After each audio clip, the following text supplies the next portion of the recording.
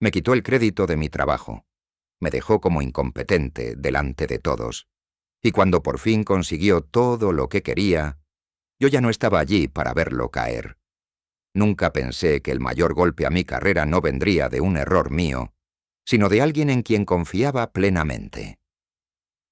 Entré en aquella empresa joven, motivado, y con la sensación de que, por fin, había encontrado un sitio donde podía crecer. No era un trabajo soñado, pero sí una oportunidad real. Tenía buenos compañeros, un jefe exigente, pero justo, y un ambiente en el que, al menos al principio, parecía que el esfuerzo se reconocía. Fue allí donde conocí a él. Era unos años mayor que yo, más experimentado, seguro de sí mismo. Desde el primer día se mostró amable, dispuesto a ayudar, a explicarme cómo funcionaban las cosas. Me tomó un poco bajo su ala, o al menos así lo sentí yo.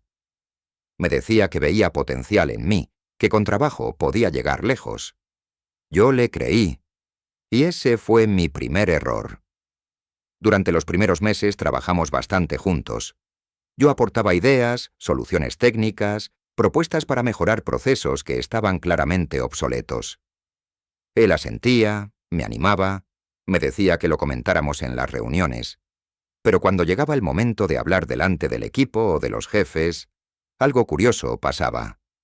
Mis ideas salían de su boca, reformuladas, pulidas y firmadas con su nombre. Al principio pensé que era una coincidencia, que quizá yo no me había explicado bien y él solo estaba ayudando a dar forma a lo que habíamos hablado. No quise pensar mal. No quería ser el nuevo paranoico. Además, cada vez que intentaba decir algo, él me interrumpía con naturalidad, como si fuera lo más normal del mundo. Y los demás le escuchaban a él, no a mí. Con el tiempo empecé a notar un patrón. Los proyectos en los que yo trabajaba intensamente acababan presentados por él. Cuando algo salía bien, su nombre quedaba asociado. Cuando algo fallaba, la responsabilidad caía, curiosamente, sobre mí.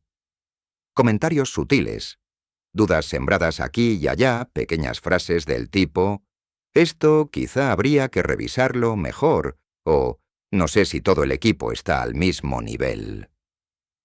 Intenté hablar con él en privado. Le dije que sentía que no se estaba reconociendo mi trabajo. Se rió. Me dijo que estaba exagerando, que así funcionaba el trabajo en equipo, que lo importante era que el proyecto saliera adelante. Incluso me hizo sentir culpable por sacar el tema, como si estuviera siendo inmaduro o inseguro. Salí de esa conversación dudando de mí mismo. Los meses pasaron y la situación empeoró. Mi jefe empezó a mirarme con otros ojos. Ya no era el chico prometedor. Era el que necesitaba supervisión, el que cometía despistes.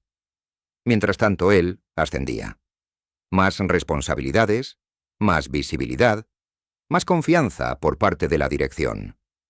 Yo veía cómo escalaba gracias, en parte, a un trabajo que también era mío. El golpe más duro llegó con un proyecto clave.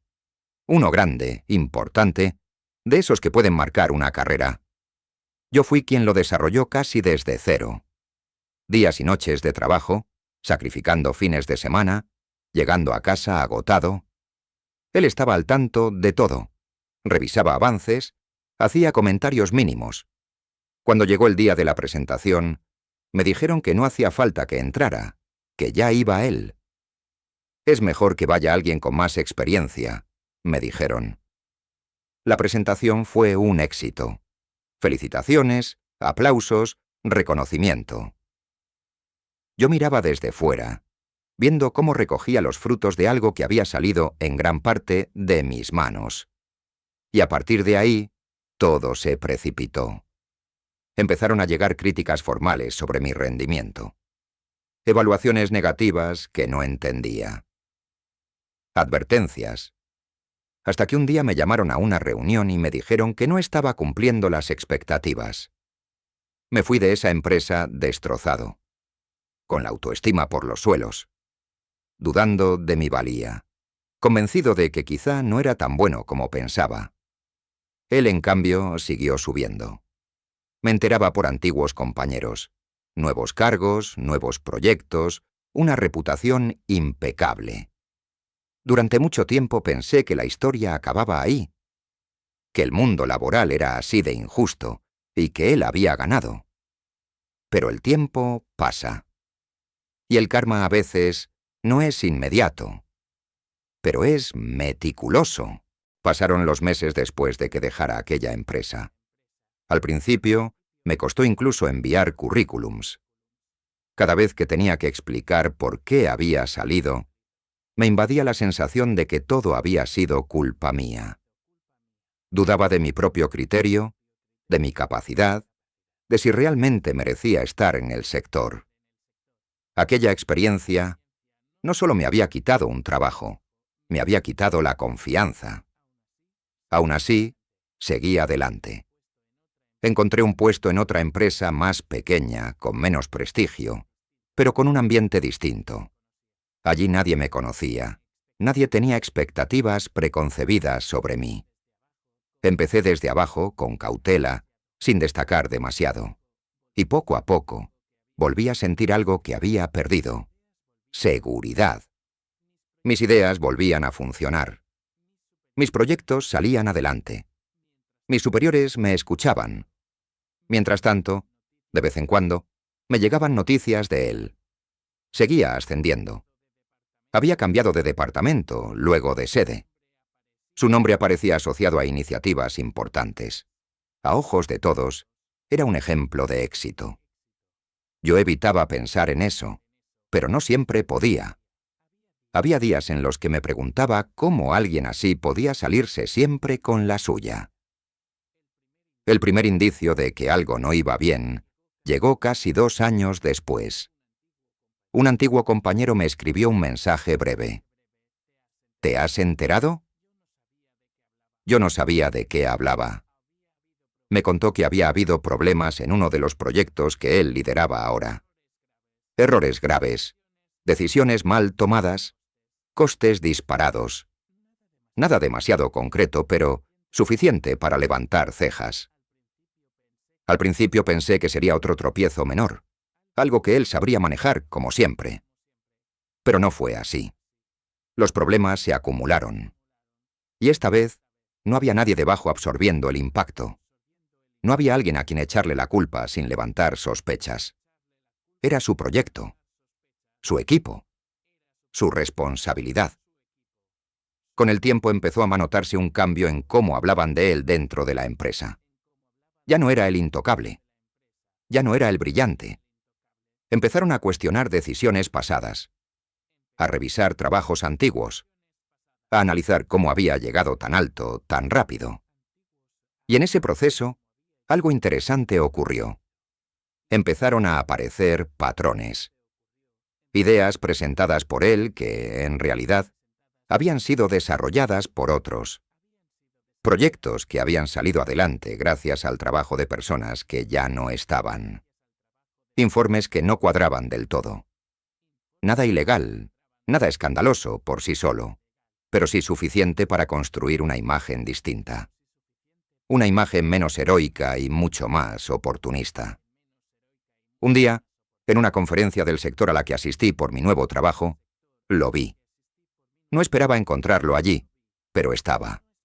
Seguía vistiendo bien, seguía proyectando seguridad, pero había algo diferente, algo forzado. Nos cruzamos la mirada durante un segundo. Dudé si saludarlo. Él no lo hizo. Bajó la vista y se fue hacia otro lado. Fue un gesto pequeño, casi insignificante, pero para mí lo dijo todo. Tiempo después, supe el desenlace completo. La empresa había decidido prescindir de él tras una reestructuración. Oficialmente no había escándalo, no había titulares. Extraoficialmente, su reputación quedó tocada. Nadie quería asumirlo como antes. Su carrera no se hundió de golpe, pero se estancó. Y para alguien que había vivido siempre hacia arriba, eso fue casi peor. Cuando me enteré, no sentí la satisfacción que había imaginado durante años. No hubo euforia, ni celebración. Sentí algo mucho más tranquilo. Una especie de cierre.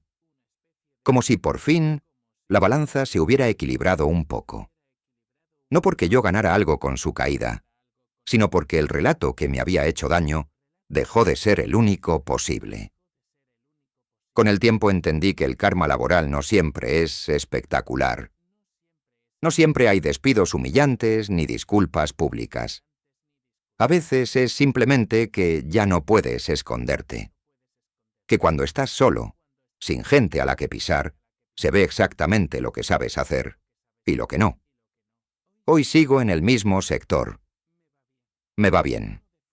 No de forma espectacular, pero con estabilidad y, sobre todo, con dignidad. He aprendido a documentar mi trabajo, a poner límites, a no regalar ideas sin reconocimiento. Y aunque aquella experiencia me marcó, también me enseñó algo que no habría aprendido de otra forma. Hay personas que construyen su éxito sobre otros, y durante un tiempo parece que funciona. Pero tarde o temprano, se quedan sin base, y cuando eso pasa, no hay discurso ni carisma que lo sostenga. A veces me pregunto si debería haber hablado antes, si debería haberlo denunciado, si fui demasiado pasivo. Otras veces pienso que quizá marcharme fue lo mejor que pude hacer. Porque seguir allí me habría convertido en alguien que no quería ser. Y aún así, hay una pregunta que todavía me ronda la cabeza. ¿Fui el malo por no enfrentarme directamente a él y dejar que el tiempo hiciera su trabajo? ¿Debería haber luchado más por el reconocimiento en lugar de marcharme? ¿O alejarme fue la única forma de ganar sin convertirme en lo mismo que él?